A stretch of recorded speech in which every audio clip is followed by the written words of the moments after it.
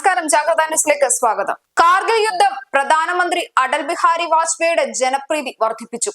2001 parliament ലംഘനവും 2002 Gujarat കലാപവും BJPക്കുള്ളിലെ ആശയപരമായ വിള്ളലുകളും പിന്നീട് ദേശീയ ജനാധിപത്യ സഖ്യത്തിന് പ്രശ്നമായി മാറുന്നു.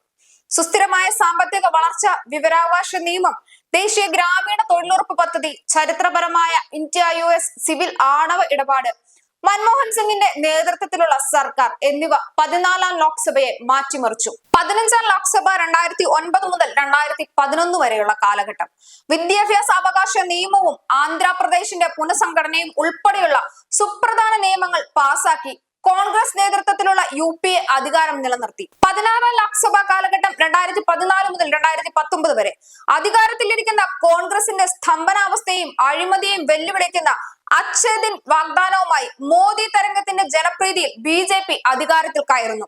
2019 മുതൽ 2024 വരെ 17ാം ലോക്സഭാ കാലഘട്ടം നരേന്ദ്രമോദിയുടെ നേതൃത്വത്തിലുള്ള BJP സർക്കാർ അധികാരം ഉറപ്പിക്കുന്നു. ദേശീയ സുരക്ഷ, COVID-19 എന്ന മഹാമാരി, കർഷകരുടെ അശാന്തി, വർഗീയ സംഘർഷങ്ങൾ, CAA പ്രതിഷേധങ്ങൾ, ആർട്ടിക്കിൾ 370 റദ്ദാക്കൽ എന്നിവ ഈ വിഭജന കാലഘട്ടത്തിന്റെ അടിയൊഴുക്കുകളായി മാറുന്നു.